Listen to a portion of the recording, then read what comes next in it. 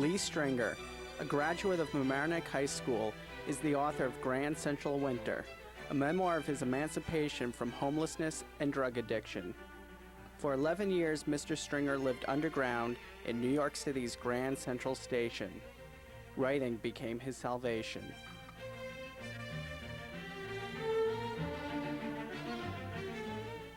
Hi, I'm Sunny Goldberg, and it's my delight to be sitting here with Lee Stringer.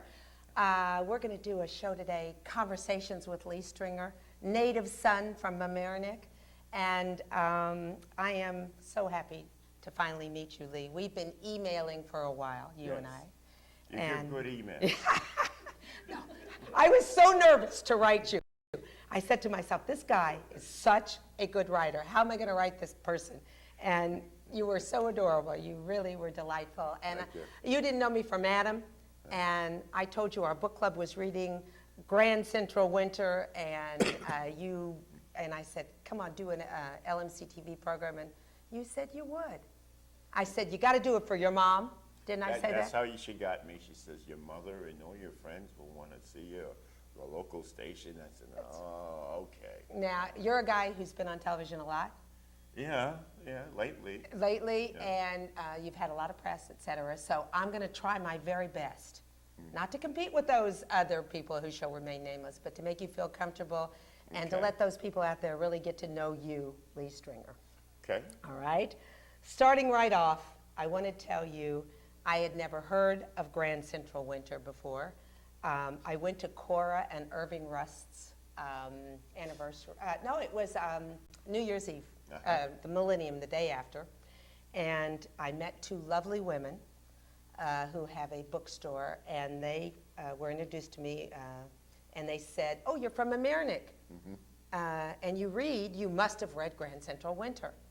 Well, that did it. We talked the whole time about your book, and the gals who were from Blooms and Books, and they came to our book club meeting. They were at Grand Central at the Oyster Bar for the exactly. Journal News Book Club pick dinner. And she said they just got chosen, the Journal News. Now, tell me if this is correct. They have dinners with authors? They have what could be described as Oprah's book club without the big audience sitting around. They select books that they like, and they invite the author to a dinner and to talk about the book and converse with some of the readers.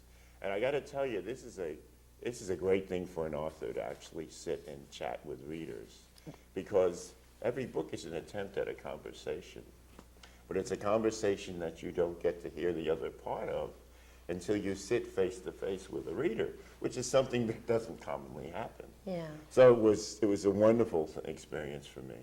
And these two ladies just flipped. First of all, every person that I know who I said that I'm talking with Lee Stringer, that you've agreed to come for an LMC-TV interview, said, oh, he's such a nice guy. You should know that right off the bat. And your mother should know that. Well, that's funny, because everybody says to me about my mother, she says, she's such a nice lady. And it gets to the point with, all right, enough with this nice lady stuff. Well, all I can tell you is that I never met one person who didn't say, you're going to talk with him, he's such a nice guy.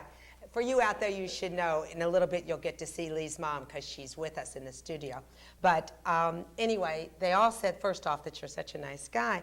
And then Anise and Billy, the two ladies that I'm talking about, said that you were so open and so interesting, but there you guys were, sitting in Grand Central, above a place where you had lived. I lived in Grand Central. You lived in Grand Central.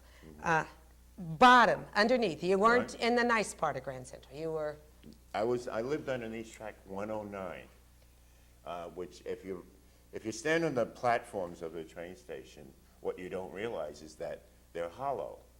There's the track, there's the platform, there's the other track, and underneath they run the guts of the building, the cabling and the air ducts and the electrical wires and pipes, and that all has to be serviced, so it has to be accessible. And one day I discovered that was there, and I looked down and I said, ooh, a condo. And I moved in. And I guess if I was going to live on the street, why not live in the New York City's biggest public mansion? Wow. Interesting, interesting. Oh, my girlfriend Cora Rush just walked in. Hello, dear. We were just talking about her, weren't we? Anyway, so you're in Grand Central, and this was your condo, but let's go back for a second. You didn't start out in Grand Central. You started out with a job.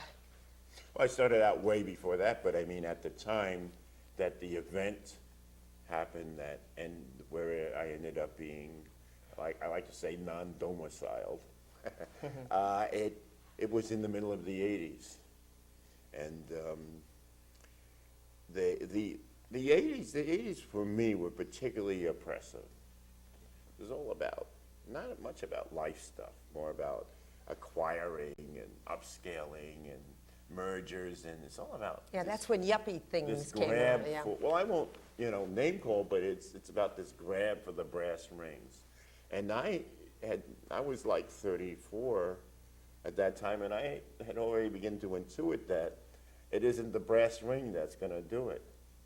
That the things we really long for can't be fulfilled by the brass ring. But I didn't know what else there was out there to do. If you're not grabbing for the brass ring, what do you do? And in the 80s, there was nothing to suggest that there was any other purpose in life but to grab for the brass ring. So that was the background, and against that background, I did have my own business. I lived on the Upper West Side, but against that background, Okay, your partner dies. my partner went out and had a heart attack. My brother died. Right. And suddenly, it made less and less sense to continue this grab for the brass ring.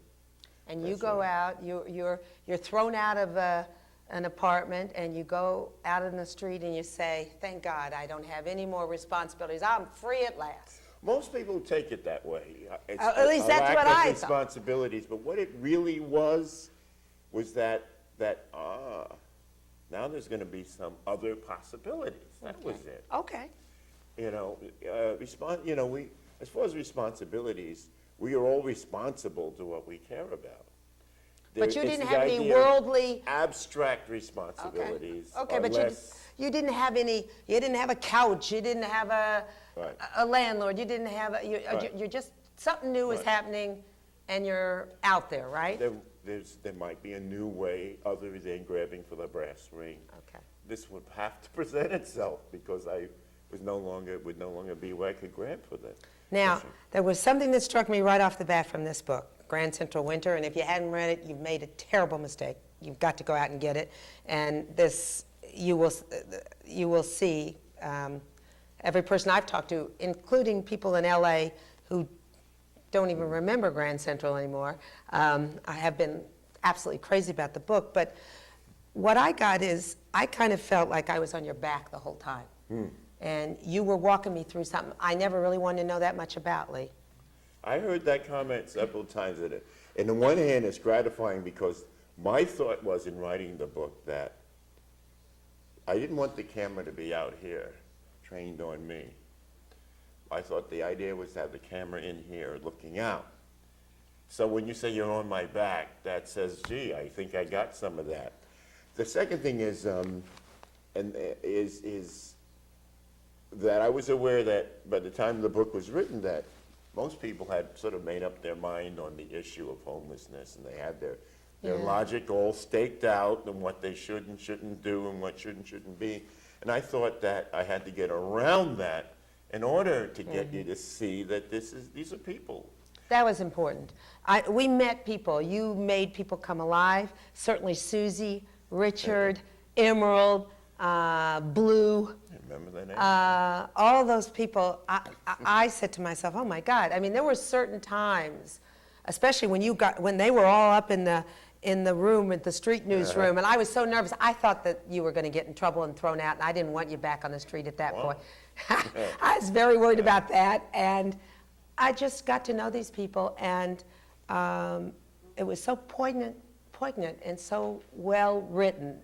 That's the thing that you just had to keep saying. And Thank you. how did that happen? How did it happen? How did it happen that you could write so well?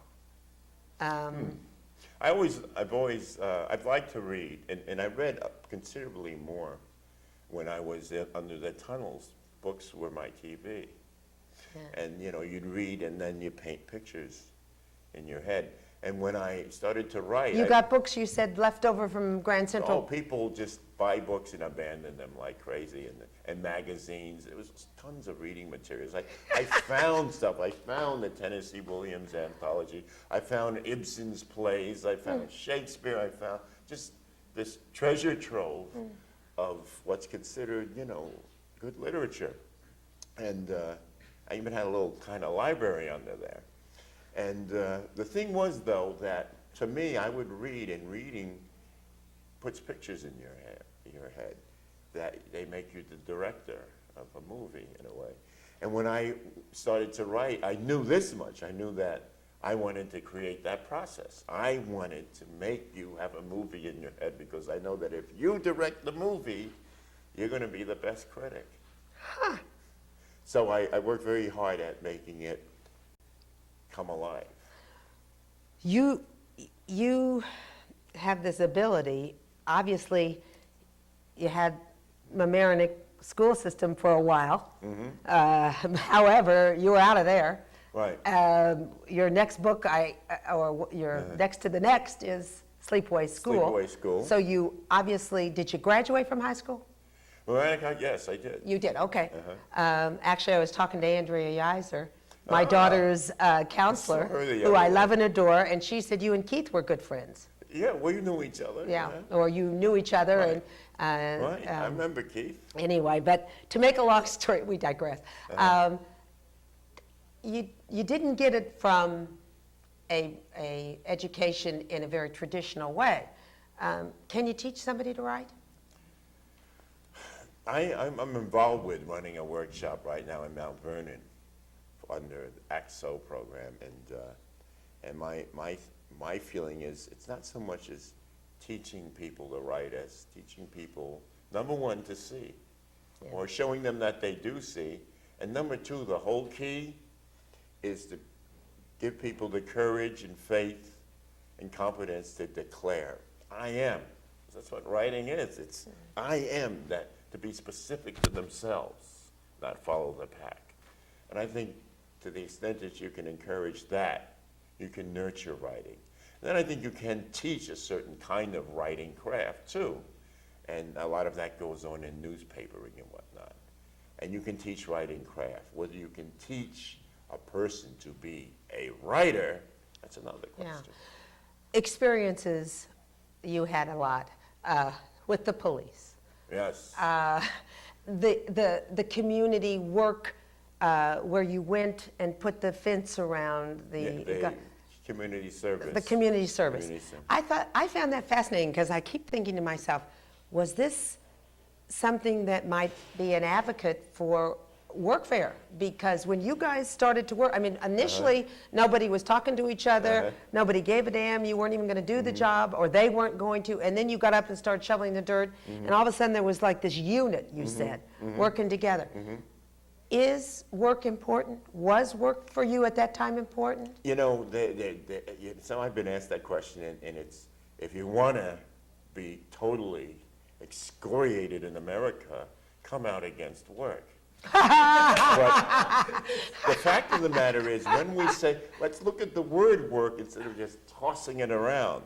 And when we say work, we mean really to have a purpose. A purpose. So that workfare might miss a lot of people in that it does not understand that it's not just disenfranchised labor, it's having a sense of purpose. Something to get up and go to. So I think having a sense of purpose is important. Okay. Selling street news, very important to you.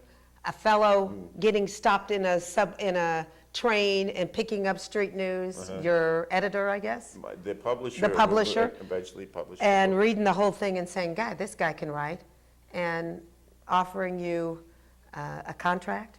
That was a big thing for me. Whoa!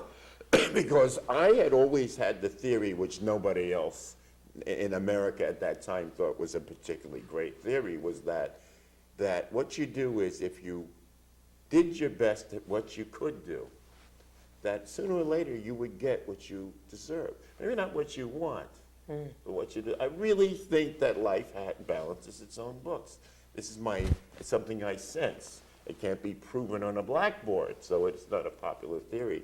And when, after 3 or 4 years of just putting out writing and trying to write the best I can and trying to make it interesting and just simply making it something that you want to read, the fact that carried forward into somebody saying, hey, would you like to do a book, was beautiful to me in that it seemed to support my own personal philosophy. At least it worked for me, and who else does my own philosophy have to work for? You can't talk about it, right? Right? It works for me. That's about as good as it gets here on this. The one thing we haven't touched on is that through that, was it 12 years or 10 years?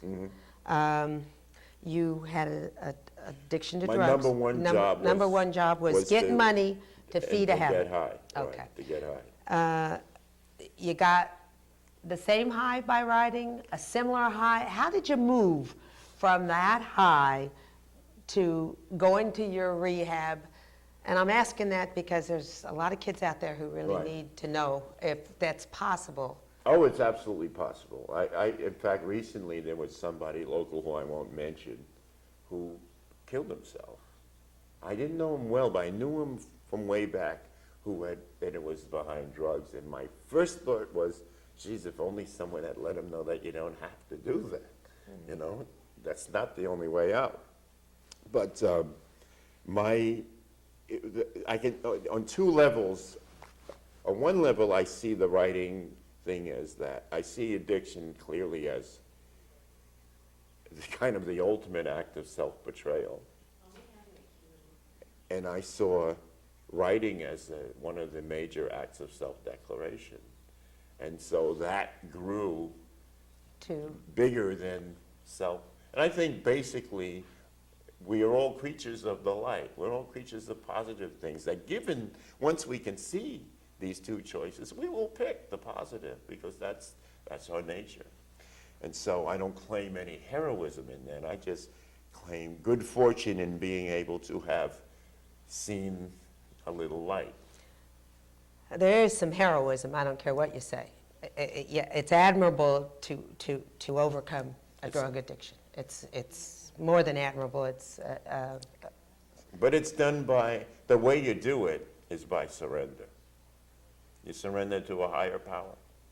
Yeah, you talk about the spirituality in your book. You talk about the addictive and the non-addictive personality, which I liked very much. The addictive personality is that person who absolutely can see nothing but that one way of looking, and the other one is the ability to be a little bit more flexible than non-addictive, to not be so driven. Is that it? I don't know if I would. I mean, it's. I mean, I like that very much. I say there's a certain amount of absolutism about addiction, and when I say addiction, let us understand that there's any number of things we are addicted to besides drugs, and that it is in fact a rampant thing in our society. Addiction is a manifestation of a greater disease I call absolutism. It's either this or that, and it must be all or nothing. You're either all good or you're all bad. Right. These are right, these are bad. These are citizens, these are lowlifes. The whole syndrome. And that's why you said the wino on the street is screaming and yelling and this and that, because they are trying to make that. That whole absolute syndrome is a vexation to the spirit. Because the spirit doesn't operate in 2 + 2 = 4. It operates in a whole other realm that's denied by absolutism. All right, I don't want to take too much more time on that, but I do want to say one thing. I mentioned before you were always nice. Everybody said you were such a nice guy. A gal from Mamaroneck said she had a chance to encounter Lee Stringer over 8 years ago when there was a commute to Grand Central, and her husband lost his billfold on the train. And what do, Lee? You say, you call her on the phone. It was a billfold with money, correct? You were a drug addict. It had no money, but it had charge cards. Charge cards, okay, right. And you could have gone to town And what did you do? You asked her for a fare up to Mamaroneck to bring the billfold back, and you were going to stay over and see your mom, and then you were going to go back. Right. How do you explain that at Well, I that can time? explain it in real, you want me to be really honest? And if you're an absolutist, you'll think this is terrible, but this is the reality. The thing is, I knew that this was something of value to a person. It would be nice for them to get it back. And I thought that if you do the good deed of returning it, that there might be something coming back towards. So there was a certain amount of Okay. I mean, very honestly, I thought, well, at the end of this, they might give me a reward, you know. But if they had said, no, there was no reward, I would have done it anyway, because again, I still think that what you put out there is the world you get to live in. There are people who latch on to every tragedy in the newspaper, every crime, every death, every war. And that's the world they get to live in. So if that's the deal, then I figure, well, why not latch on to the positive stuff? It just made me feel very good that you did that. And there were many instances. She said later on, she's walking on the street, she sees your book in the window on Madison Avenue, and she said, I knew that guy was going someplace. All right, I want to take a few minutes. We have a few people in the audience, especially Bob, your friend, who is mentioned in the book, Bob. Bob and your mom. Do you guys have any comments that you'd like to make? Especially, we should start with Mother. I think Mother should always be first. Mother Elizabeth, do you have anything to say about this boy? He surprised you? It would take a whole year. Well, I got to say that I thank God for him. He has been a blessing to me in my life. And at the time, for 3 years, I didn't know where he was, how he was, anything. But I kept prayerful. I kept praying that somehow I would find something. I couldn't find him. So one day I picked up the phone. He says, hello, Mom, how are you? And that was 3 years. So since then, we have had close contacts. And everybody says to me, you're proud of him. Yeah, I'm proud of him. But in the back of it all, I thank God for the way I was able to raise him to be a person, to know good from bad, to understand, because he was a very mischievous child. C'est moi. But you know, there's really hope. I think what you're having to say is so wonderful for other mothers who may be out there and say, oh my goodness, if she got Lee back, there's hope for me. Yeah. And that's really wonderful. Yeah. So thank you very we much. were being interviewed in Chappaqua Library, and while he was signing books, 3 ladies came over and sat down and talked to me. She says, oh, I don't know how you did it. So I had to admit, I said, well, I'm a very person that has faith and believes in prayer. And for 3 years, me and another lady prayed for him. And I said that's what I just said. One day I picked up the phone, there he was. She said, oh, I couldn't do that. Oh, how So wonderful. it was a testimony, but also I think if a child has a good background, that he eventually comes back to it, you know. If you raise a child right, eventually he knows right from wrong, and he's going to stay on that track. So I'm very happy for him, and I'm happy that I was able to live long enough to, you know, to see the whole thing roll out, and I'm thanking God for everything, blessing that's been on him. Oh, thank you. Anybody, yeah, Bob, do you want to comment? Do you have I any? just want to quickly say that I thank God, too, for Lee's friendship. I was fortunate enough to read the book in the galleys for him, and I broke out in tears with Lee's story about his brother. I said, this is going to connect, and it connected. And that's what a book or a movie does. It connects with people. So that was very fortunate for me. Wow. Anybody have a question for Lee? Or a comment? How old are you? Yeah, yeah, okay. How? Did you see him duck that one, Bob? Gabe, what do you got, honey? I just Not wanna as old as you. in the end, do you think that being homeless and living in Grand Central was a positive experience in your life? Oh, good question. That's a great question, it really is. Most people look at it as simply a tragedy. And tragedy might be among the things it was, but you know, looking back to me, I realized that like all of us walking around here for whatever time we have, we're all on a journey. And this is part of my journey. So the thing to say is, where did this journey take me? And this journey took me to a good place spiritually. It took me closer to myself and understanding myself. Made me less of a victim of the world, if you can understand that. And so I have to say it's a good journey. It's a rough journey, but then again, how much wisdom, light, and character is gained by lying on satin sheets. Don't we, you know, it's kind of important to bounce off a few rocks too. So, you know, that's the best I can answer it. I don't say that everybody should now run out and become homeless for its rewards, because we each have our own journey, but as far as it being my journey, it's turning out to have been a very beneficial thing. Well, it was a good question, thank you, and a lovely answer. I see in my mind a movie. Are we going to see a movie of Lee Stringer's life? Let's hope so. One can only hope. I've had, Have you talked to? yeah, there have been a couple of, we're talking to a German producer right now that wants to make it in English with American actors over here. Maybe Denzel Washington? No, I would, see, the whole idea, We want you? It'd be an independent film, so why spend $30 million on stars? Absolutely. When you don't have, but I think this guy wants to make the book as it is, you know, Wow. instead of just sort of hype it up into More a Hollywood documentary thing. kind of a... Perhaps documentary, but less, you know, Hollywood has a series of formulas, and again, what they do best now is to be a ride, or, you know, Yeah. a roller coaster Yeah, ride. yeah. And this isn't that. So I think as an independent film, it has the best chance of having an imprint, you know.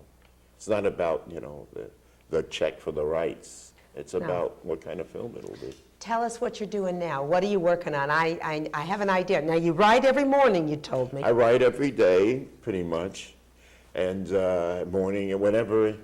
And I have a lot of different writing projects, but I am working on another book called Sleepaway School. And those of you who were brought up in Mamaroneck will see a lot of familiar things in it, because it does cover my grade school and then later years. Which grade in school did you Mamaroneck. go to?